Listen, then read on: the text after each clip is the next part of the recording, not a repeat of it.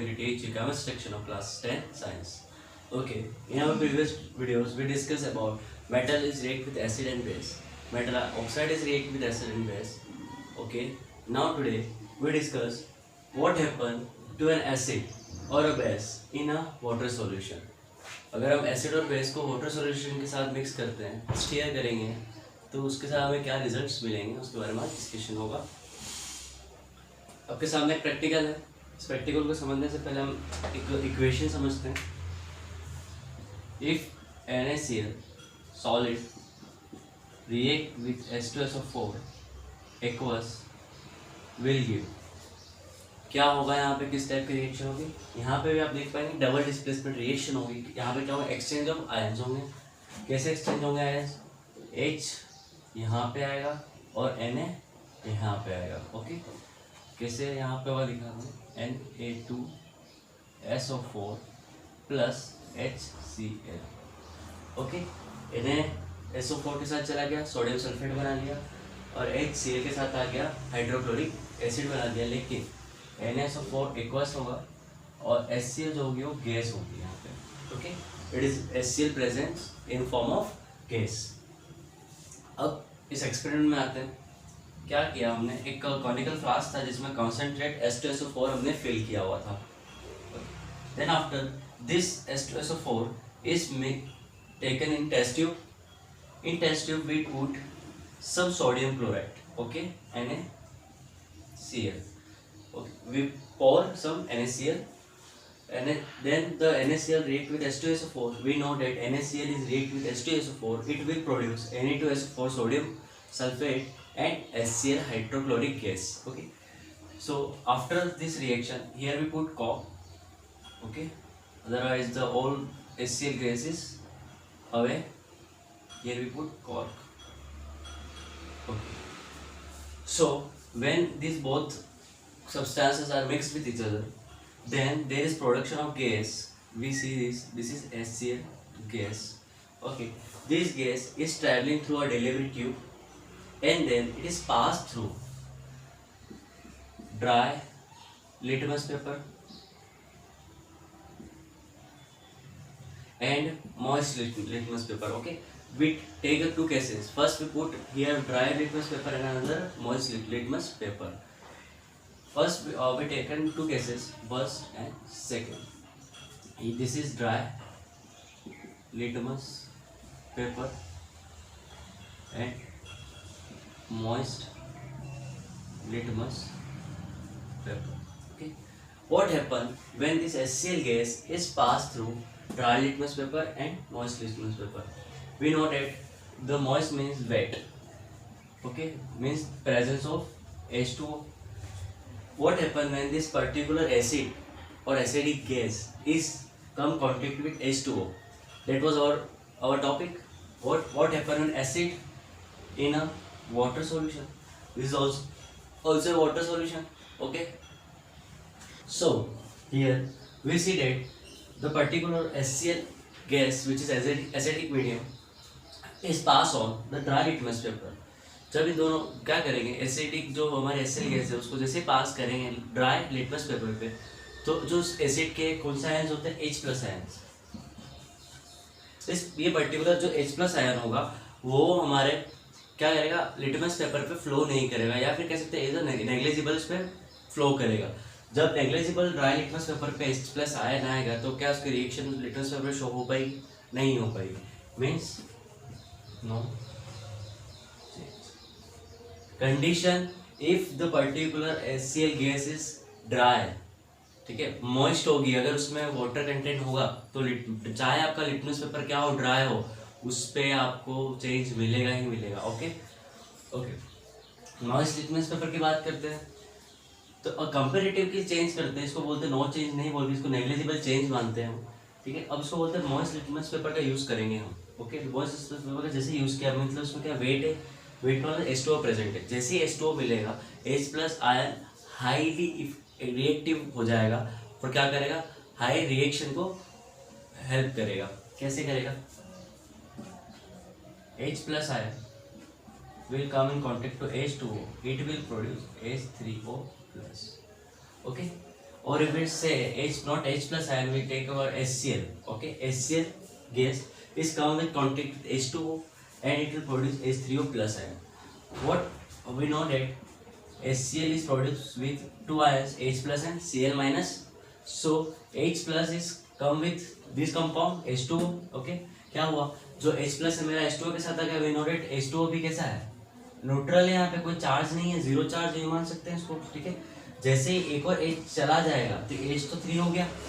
ठीक है, लेकिन इसका चार्ज भी इस कंपाउंड को देगा. जो चार्ज होगा न्यूट्रल है, अगर पॉजिटिव चीज मिलेगी तो पॉजिटिव भी जाएगा, नेगेटिव मिलेगा तो नेगेटिव भी जाएगा न्यूट्रल में. ओके, तो H प्लस मिला, जिसका चार्ज कैसा हो गया, H3O प्लस हो गया. अब यहाँ पे हमारे पास क्या बचा है, Cl माइनस आयन मिल गया. ठीक है, तो हम देख सकते हैं कि नॉर्मल हमारा क्या होगा कि जितना भी H प्लस आयन है वो वाटर के साथ इजीली क्या हो जाएगा, बाइंडअप हो जाएगा और हाई रिएक्शन के लिए हेल्प करेगा. So what happen to an acid in an water solution. क्या हुआ कि जैसे ही वाटर सॉल्यूशन में H प्लस आयन मिला, ठीक है, वो रिएक्शन कैसी होगी, हाईली रिएक्टिव होगी. या H प्लस आयन क्या हो जाएंगे, हाईली रिएक्ट करेंगे. तो इससे यहाँ पे क्या, यहाँ पे कौन सा पेपर है हमारे पास, लिटमस पेपर है. कौन सा, मॉइस्ट है. ठीक है, लिटमस पेपर कौन सा यूज करेंगे, एसिड को चेंज करने के लिए ब्लू करेंगे. ठीक है, तो चेंज क्या मिलेगा, blue litmus paper is changes into red litmus paper. Okay, change मिलेगा, कैसा मिलेगा, बहुत ज़्यादा फ्रिक्वेंट मिलेगा. ओके, ये पर्टिकुलर पूरा एग्जांपल था, आपको समझ में आ गया होगा. प्रैक्टिकल कैसे हुआ है, ड्राई लिटमस पेपर के साथ इसका क्या रिएक्शन रहेगा, मॉइस्ट के साथ क्या रिएक्शन रहेगा. Okay, now we talk about what happen when NaOH is react with water. अब क्या करेंगे, हम यहाँ पे NaOH लेंगे. NaOH क्या हमारा बेस है. एसिड की बात कर ली हमने प्रैक्टिकल में, अब बात किसकी करेंगे, हम बेस की बात करेंगे. NaOH is mixed up with, अब we talk about it is dissolved in water. NaOH dissolve कर दिया वाटर में हमने. अब क्या चेंज मिलेगा, हम जानते हैं यहाँ पे Na plus and OH minus ions मिलते हैं. ओके, तो Na चेंज करेगा कुछ, इसका प्रोडक्ट सॉल्ट्स बनाएंगे. प्लस यहाँ पे कौन सा आयन आपको रिलीज मिलेगा, OH माइनस. मैंने स्टार्टिंग वाले केस में बताया कि टेबल में एसिड का कौन सा आयन होता है, H प्लस, और बेस का कौन सा आयन होता है, OH माइनस होता है. कब होता है ये, जब इसके वाटर के साथ सोल्यूबल होते हैं. Okay, so we talk bases विच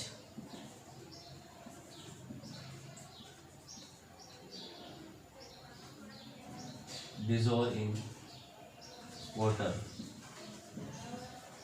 जो बेस वाटर के साथ डिजोल्व हो जाते हैं उनको बोलते हैं एल्कलीज. ओके, क्या बोलेंगे उसको, water basis which dissolve in water, it is known as alkalis. Okay, जैसे NaOH डिजोल्व हो जाता है, हम बात करते हैं KOH की बात करता हूँ, KOH plus H2O, it will produce H3O plus.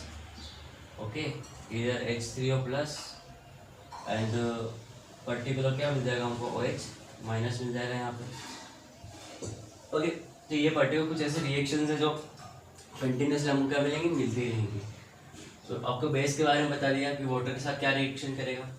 तो इन जनरल बात करते हैं. ओके, अब क्या बात करेंगे, इन जनरल बात करेंगे. इन जनरल क्या मिला, एसिड एंड बेस. जब एसिड वाटर के साथ रिएक्ट करेगा तो हमको क्या प्रोड्यूस करेगा, H plus ions. Base react with water, it will produce OH minus ions. Okay, this is our result, that the acid is react with water, it will produce H plus ion, and the base react with water, it is produce OH minus ion. We know that acid has H plus ion and base has OH minus ion. Now we add these both ions together. So we know that this H is added to OH, it will produce HOH, and the whole charge is 0, means neutral. Why neutral? Because we know that plus x minus x equal to 0, means the overall charge plus minus is equal to 0. So HOH, it is similar to H2. We write it. Okay. So what we get it, if we add acid and base, okay, it will release of H2O because of these particular ions. Okay, we talk about the term neutralization reaction.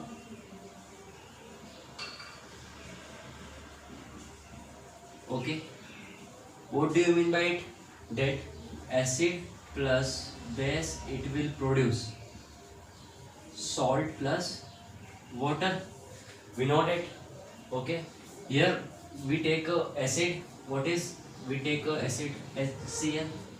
Okay, what we take HCl, we take base NaOH. What is, we know that exchange of ions. Okay, so Na replace H, so here we get NaCl, which is salt, plus this H. Okay, this H plus and this is OH minus.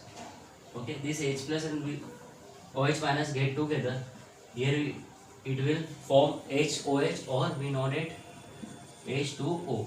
Okay, the formation of water in solution because of the ions present in acid and base, which is H plus and OH minus. हम क्या पढ़ेंगे? How strong are acid and base solution? Particular कोई solution है, अगर वो acidic है तो कितना स्ट्रॉन्ग है, कितना कंसंट्रेटेड है, डाइल्यूट है, वैसे बोलते हैं. ठीक है, बेसिक होगा तो कितना कंसंट्रेट बेसिक है और कितना डाइल्यूट बेसिक है, उसके बारे में हम डिस्कशन करेंगे. तो पर्टिकुलर स्ट्रॉन्गनेस जो है, इसकी पावर जो है, वो कैसे फाइंड करते हैं? एक हमारे पास पीएच स्केल होता है. ओके, पीएच स्केल में क्या वेरिएशन करते हैं? PH scale. ओके, क्या होता है? पीएच स्केल होता है. पीएच का मतलब होता है, पी से डिनोट होता है पोटेंस. ओके, पोटेंस ये एक जर्मन वर्ड है और जर्मन में इसका मीनिंग होता है पावर. ओके, और यहाँ पे जो H है, पीएच का H, it is represent H plus ions in solution. Okay, so in pH scale the P represent the term potence, which is German word, that meaning is power. Okay, the H represents the H plus ion present in a solution. Okay, तो particular कोई solution में हम किसके base पे identify करेंगे? H plus ion के, OH minus के ion पे नहीं करेंगे. ओके, तो देख लेते हैं ये कंडीशन क्या होगी, बताऊँ मैं. एक स्केल होती है, इसकी रीडिंग कहाँ से स्टार्ट होती है? 0 से, और एंड कहाँ होती है आपकी? 14 पे. 0 से लेके 14 पे ये रीडिंग स्केल बना रखी है. अब उसके बिल्कुल 50% पे चलता है. ओके, 14 का हाफ कितना होता है? 7. ओके, 7 बिल्कुल हाफ कंडीशन जब आएगी, जैसे हम बात करते हैं, ये रोड है मेरे पास. ओके, ये 0 पॉइंट है और इसका 14 पॉइंट है पीएच में. यहाँ या इसके हिसाब से यहाँ 0 है आपके, और ये क्या हो गया? 14 हो गया. जैसे जब मैं 0 से आगे बढ़ूँगा, ये मेरा कैसा होगा? एसिडिक है. मान लो ये 50%. 50% कैसे पता चलेगा? कि ये जो रोड है मेरी बैलेंस होना स्टार्ट हो जाएगा. ठीक है, जहाँ बैलेंस होना स्टार्ट हो जाएगी रोड, ये वो मेरा क्या हो जाएगा? हाफ हो जाएगा. ठीक है, मतलब कि 0 से लेके जो 50% है, यहाँ पे आके इसका एसिडिक नेचर क्या होगा? खत्म हो गया, और यहाँ से बाद में क्या होगा? बेसिक नेचर स्टार्ट होगा. मतलब ये मेरा कौन सा पॉइंट हो गया? न्यूट्रल पॉइंट हो गया. तो 14 का हाफ, टोटल 14 इसका हाफ मतलब 7, इसका हाफ, ये कौन सा पॉइंट हो जाएगा? आपका न्यूट्रल पॉइंट हो जाएगा. Okay, so this is neutral. Okay, that's why अब सॉल्ट्स को भी क्या बोलते हैं? न्यूट्रल सॉल्ट्स बोलते हैं किसी किसी पर्टिकुलर, जैसे NaCl वगैरह है. ओके, वाटर है. तो अब क्या होगा? ये हमारे पास क्या वेरिएशन है, पीएच वेरिएशन ग्राफ है. ओके, पीएच वेरिएशन क्या है? ग्राफ है. इसमें क्या पता चल रहा है कि H प्लस की कंसंट्रेशन 0 पे मैक्सिमम है. ये जो दिख रहा है क्या? Maximum condition of H plus ion है. फिर जैसे जैसे हम 7 के पास जा रहे हैं, H प्लस आयन कम हो गए. अब यहाँ से 7 के बाद क्या होगा? H प्लस आयन खत्म नहीं हो जाते, लेकिन OH आयन्स मिलते हैं. इसके कारण क्या होता है? ग्राफ हल्का स्लोपी होता है. ठीक है, इसलिए 7 के बाद भी हल्का स्लोप होता है और सपोर्टिंग पे आके बिल्कुल 0 हो जाता है. इसलिए 14 पे मैं क्या बोलते हैं? स्ट्रॉन्गली एल्कलाइन या बेसिक नेचर, और 0 पे स्ट्रॉन्गली एसिडिक नेचर. ओके, तो इसको लिख देते हैं. 0 का मतलब क्या हो गया? वेरी एसिडिक, एंड 14 का मतलब वेरी बेसिक। ओके, तो ये हमारा वेरिएशन ग्राफ हो गया। क्या 0 क्या है, 7 क्या है, 14 क्या है, इसकी स्केलिंग क्या है, H प्लस आयन के क्या करते हैं, वेरिएशन किस पे होता है, H प्लस आयन पे होता है। pH स्केल बोला जाता है इसको। pH स्केल का मतलब P का मतलब होता है पोटेंस, इसका मतलब होता है पावर, H का मतलब होता है H plus ion present in particular solution. Okay, जैसे जैसे 7 से इधर आएंगे तो increase of H plus ion होगा, ठीक है, मतलब एसिडिक नेचर बढ़ेगा हमारा। 7 से इधर जाएंगे तो बेसिक नेचर इंक्रीज होगा, मतलब decrease of H plus ion. यहाँ पे मैंने यूँ नहीं लिखा increase of OH ion. Okay, OH minus ion increment नहीं लिखा। क्यों नहीं लिखा? क्योंकि कंप्लीट स्केल किस पे डिपेंड करती है, हमारे H प्लस आयन पे डिपेंड करती है, इसलिए मैंने लिखा decrement of H plus ion. Now we discuss about the pH scale. Okay, इसकी रेंज क्या होती है, 0 से लेके 14 तक होती है। हमने जिससे पहले जो पढ़ा था वो pH स्केल नहीं था, वो वेरिएशन ग्राफ था, मैंने बताया था आपको, ठीक है। एक्चुअल pH स्केल ऐसी होती है जिसमें क्या होता है, ये डिफरेंट स्केलिंग होती है। फर्स्ट जो बॉक्स है, ब्लॉक जो है आपका वो 0 है, 1 2 3 4 5 6 7 8 9 10 11 12 14, ठीक है, पूरी रेंज दे रखी होती है। अब क्या करोगे, उस pH स्केल पे आप मान लीजिए गैस्ट्रिक एसिड डालते हैं, ठीक है, डिप किया, तो जो इसका गैस्ट्रिक एसिड का कलर कहाँ दिखेगा आपको, यहाँ 1 पे दिखेगा, शो होगा। क्यों? क्योंकि इसकी रेंज क्या है, 1.2 है, ठीक है। यहाँ पे क्या दिख रहा होगा आपको, 7 के नीचे रेड कलर है आपके पास। रेड कलर का मतलब यहाँ पे मैंने शो किया एसिड को। जैसे जैसे 7 से नीचे आ रहे हो आप, H प्लस आयन क्या होगा, इंक्रीज होगा। H प्लस आयन इंक्रीज होगा मतलब एसिडिक नेचर इंक्रीज होगा। सो अगर गैस्ट्रिक एसिड की बात करते हैं जो हमारे डाइजेस्टिव सिस्टम में हेल्प करता है, ओके, तो गैस्ट्रिक एसिड में क्या कितना pH होता है, 1.2। अगर हम बात करें लेमन जूस की, जो हमारे घर में लेमन जूस होता है, ओके, उसका pH था 2.2। देन आफ्टर बात करें बिल्कुल 7 पे, ठीक है, तो एग्जैक्ट 7 के आसपास वाटर वगैरह होते हैं, ठीक। और 7 की बात करें तो क्या होगा, 7.4 पे प्योर ब्लड होगा हमारा। जो ब्लड है वो उसका नेचर कैसा है, अगर हम बोले स्लाइटली एल्कलाइन नेचर का हमारा ब्लड, क्योंकि 7 पे तो न्यूट्रल हो गया हमारा, ठीक है। न्यूट्रल से अगर 7.1 पे बोलो तो कैसा, एल्कली, मतलब बेसिक नेचर का, मतलब ब्लड हमारा स्लाइटली क्या है, बेसिक नेचर का। 7.4 it is pure blood. Then after we talk about 10 which is milk of magnesia, and the last one 14 the sodium hydroxide solution। Okay, तो ये पर्टिकुलर इनकी रेंज है कि कौन से पर्टिकुलर pH स्केल पे इनकी क्या क्या वैल्यूज होती हैं। जैसे गैस्ट्रिक एसिड की 1.2 है, सोडियम हाइड्रोक्साइड की 14 है, सल्फ्यूरिक एसिड की 1 के अप्रोक्स होती है, HCl कंसनट्रेटेड HCl की भी 1.2 तो हाँ उससे कम होती है, 0 के बीच में होती है, 0.1 0.2 0.6 0.7, इस तरीके से रेंज डिफाइन कर होती है। ओके, तो ये आपकी pH स्केल है। अब हम बात करेंगे कि डेली लाइफ में हमारे pH कहाँ यूज़ आता है, या कैसे कहाँ इंपॉर्टेंस है हमारे डेली लाइफ में। जैसे लिविंग ऑर्गेनिज्म में pH होता है, जैसे मैं बताया गैस्ट्रिक जूस डाइजेस्ट सिस्टम में हेल्प करता है। ओके, एक्वेटिक लाइफ में वाटर में कितना pH होना चाहिए, ज़्यादा एसिडिक नेचर तो नहीं होगा, एसिड रेन क्यों होती है आपकी, ओके, उसके बारे में डिस्कशन होगा।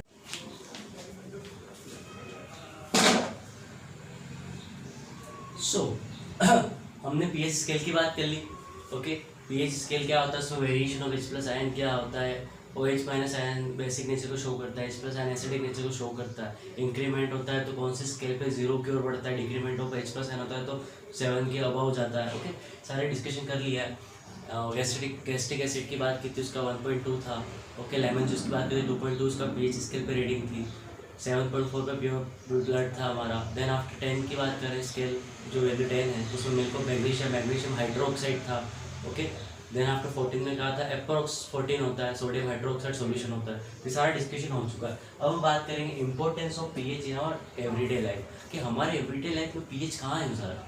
काफ़ी सारे लोगों को तो पता भी नहीं है कि pH क्या होता है, बस कहते हैं ना कि परम्परागत चली आ रही कि ये चीज़ यूज़ करो ये हेल्पफुल होगी बॉडी के लिए, ये यूज़ करो वो हेल्पफुल होगी, ठीक। लोगों को एग्जैक्ट साइंटिफिक टर्म्स नहीं पता है, लेकिन जो वेद वगैरह जो होते हैं, ओके, उससे बहुत सारी चीज़ें हमें पता चलती साइंटिफिकली कि हाँ पहले भी ज़माने में लोग इन चीज़ों का फॉलो करते थे, वहाँ पे pH का रोल था, ठीक। तो कैसे are plants and animals are pH sensitive, सबसे पहला पॉइंट जो होता है, जो प्लांट्स और एनिमल्स होते हैं क्या वो pH सेंसिटिव होते हैं क्या। तो हमने देखा है कि अगर pH स्केल में रीडिंग 0 और 7 के बीच में होगा तो एसिडिक होगा। हम जानते हैं एसिडिक हमारे लिए, एसिड कैसे हमारे लिए हार्मफुल होता है, बहुत ज़्यादा कंसनट्रेटेड। तो इससे कैसे पता चला हाँ pH सेंसिटिव है, क्यों, क्योंकि pH की रीडिंग जैसे जैसे वैल्यू कम होगी 7 के आसपास जैसे जैसे कम होगी वैल्यू, तो हम उसको क्या करेंगे, बियर नहीं कर पाएंगे, हम उसको झेल नहीं पाएंगे, और हम क्या हो सकता है उससे आपको डैमेज, हमारी बॉडी को कुछ ना कुछ डैमेज हो सकता है, ओके, हार्मफुल हो सकता है। तो are plants animal are pH sensitive, first answer क्या हो जाएगा, yes, plants animal are pH sensitive. क्यों, जैसे अगर बात कर ली कि एसिड रेन कब होती है, जब आपका पीएच जो होता है 4-5 के अराउंड होता है या नीचे होता है, ठीक है, एनवायरमेंट में बहुत ज़्यादा पॉल्यूशन हो गया, तो एनवायरमेंट में बहुत सारी एसिडिक गैसेस चली जाती है, देन आफ्टर ऊपर से बारिश होती है तो गैसेस या जो पार्टिकल्स होते हैं वो गैस उसके साथ वाटर के साथ नीचे आते हैं, तो उसका वाटर का पीएच कैसा हो जाता है, 5 या 4 से नीचे हो जाता है, ठीक है। अब पीएच क्या होगा, 4 से नीचे होता है, एसिडिक मीडियम ज़्यादा हो गया उसका, जब एसिडिक मीडियम ज़्यादा हो जाता है पर्टिकुलर, तो क्या होता है, वो एसिड रेन की फॉर्म में आता है, ठीक है, जिससे हमको स्किन डिजीज भी हो सकती है। तो अब मैं बात करूँ एक्वाटिक, जो बारिश हुई सर, पानी तो पहले से ही समुद्र वगैरह में, तालाब में, उनको तो क्या इफेक्ट पड़ेगा, क्यों पड़ेगा, क्योंकि बारिश हुई, वो सारा का सारा कंसनट्रेटेड जो एसिड है जो एनवायरनमेंट से आया वो सारा किस में मिक्स हो गया, वाटर में मिक्स हो, तो वाटर का पीएच क्या होता है, स्लाइटली वेरी करता है। अगर वो पीएच बहुत ज़्यादा वेरी कर जाता है तो एक्वेटिक लाइफ को भी क्या हार्मफुल है, क्योंकि अगर मीडियम बहुत ज़्यादा एसिडिक हो गया तो अंदर जो हमारे एनिमल्स वगैरह हैं, एक्वेटिक एनिमल्स, वो सर्वाइव नहीं कर पाएंगे इजीली, ठीक है, ऑक्सीजन नहीं मिलेगी उनको कोई ना कोई डिजीज से वो क्या हो जाएंगे, हार्मफुल हो जाएंगे, ओके। ये सारी चीज़ें होती हैं कि क्या है, पीएच सेंसिटिव हमारी बॉडी होती है। हम दूसरी बात करते हैं, what is the pH of soil in our backyard. कोई क्या करता है, घर के पीछे गार्डन होता है, घर के आगे गार्डन होते हैं, ठीक है, उस पर्टिकुलर या कोई खेती करता है घर के पीछे, तो क्या वहाँ पे पीएच सॉइल में कोई इफेक्ट करता है क्या, बिल्कुल करता है। जैसे हमने कहा वाटर में पीएच मिक्स होता है, ओके, वैसे पीएच मतलब एसिड मिक्स होते करते हैं, ठीक है, वैसे अगर हम सॉइल में करेंगे तो सॉइल की क्वालिटी भी खराब होगी। इसलिए कहते हैं फर्टिलाइजर्स क्या है, फर्टिलाइजर्स जो होते हैं वो नाइट्रोजन कंपाउंड या फॉस्फोरस कंपाउंड से मिलकर बने होते हैं, ठीक है। जैसे जैसे ओके एसिडिक मीडियम ज़्यादा होता है, यूरिया है वगैरह, इसका नेचर कैसा एसिडिक होता है, जैसे इसलिए कहते हैं कि यूरिया वगैरह को बहुत ही लिमिटेड क्वांटिटी में यूज़ करना चाहिए, वरना लैंड कैसे हो जाती है, बैरन हो जाती है, बंजर हो जाती है, ठीक है। क्यों हो जाती है बंजर, क्योंकि सॉइल की ग्रोथ जो कहते हैं क्रॉप की ग्रोथ के लिए एक पर्टिकुलर एक पीएच फिक्स होता है, जैसे होता है 5.5 या कह सकते हैं 6 के अराउंड होता है, अप्रोक्स 6 के अराउंड क्या होता है, प्लांट ग्रोथ कर पाएंगे इजीली, ठीक है। अब क्या होता है कि अब आपने बहुत ज़्यादा फर्टिलाइजर यूज़ कर लिया, मान लो वहाँ पे बहुत ज़्यादा एसिड रेन हो रही है, तो इन दोनों फैक्टर से क्या होगा, उस पर्टिकुलर सॉइल में क्या होगा, पीएच का लेवल बढ़ेगा, या कह सकते हैं पीएच का लेवल जैसे एसिड का लेवल बढ़ेगा, एसिड का लेवल बढ़ेगा मतलब पीएच इसकी रीडिंग क्या हो जाएगी, और कम हो जाएगी। जैसे ही पीएच की रीडिंग कम हुई, सॉइल कैसी होगी, एसिडिक होगी, एसिडिक होने के बाद कोई भी पर्टिकुलर एनिमल हो या प्लांट हो, हमारा कैसा होता है, पीएच सेंसिटिव होता है, वो ग्रोथ नहीं कर पाएगा उसमें, ओके, अर्थ फॉर्म होते हैं उसमें, छोटे छोटे माइक्रोब्स होते हैं जो ग्रोथ में हेल्प करते हैं, वो कभी भी सर्वाइव नहीं कर पाएंगे। तो सर्वाइव ही नहीं कर पाएंगे तो हमारी सॉइल को उपजाऊ कैसे करेंगे, फर्टिलाइज कैसे करेंगे वो, ओके। तो जो पीएच होता है वहाँ पे भी सेंसिटिव होता है, बिल्कुल होता है, ठीक है। पीएच इन हमारा डाइजेस्ट सिस्टम, हमने अभी बात की थी, गैस्ट्रिक जूस जो होता है हमारे स्टमक वगैरह में जो होता है बनता है, ठीक है, गैस्ट्रिक पैनक्रियाज से बनते हैं, ठीक है, ये जो जूसेस है सारे, ठीक है, तो उससे क्या होता है कि ये अगर जूस बहुत ज़्यादा एसिडिक मीडियम हो गए तो हमारी जो लाइनिंग ऑफ स्टमक होती है वो क्या उसको डैमेज कर लेते हैं, ठीक है। हो सकता है कि बहुत ज़्यादा डाइल्यूट है तो हमारे फूड को क्या करेंगे, डाइजेस्ट ही नहीं कर पाएंगे, तो उसका भी पीएच लेवल मेंटेन होना ज़रूरी है। कभी कभी क्या होता है कि एसिडिटी हो जाती है, ठीक है, एसिडिटी का मतलब क्या हो गया कि आपने बहुत ज़्यादा खा लिया और स्टमक में क्या होगा, बहुत सारे एसिडिक जूसेस जो होते हैं, गैस्ट्रिक जूस वगैरह, ठीक है, डाइल्यूट HCl है, ठीक है, ये सारे ट्रिप्सिन है, पेप्सिन है, ये सारे क्या जूसेस होते हैं अंदर पेट में, तो सारे के सारे मिल गए, ठीक है, सब मिल जाते हैं। तो अगर ये उसका परसेंटेज है कैसे इसका कंपोजिशन बहुत ज़्यादा हो गया, ठीक है, इसका मतलब एसिडिक नेचर क्या होगा, पेट स्टमक वगैरह में बहुत ज़्यादा बढ़ चुका है तो हमको क्या एसिडिटी होती है, इसलिए बोलते हैं एसिडिटी हो गया, ठीक है, क्योंकि पेट में क्या होगा एसिडिक मीडियम बढ़ गया हमारा, ठीक है।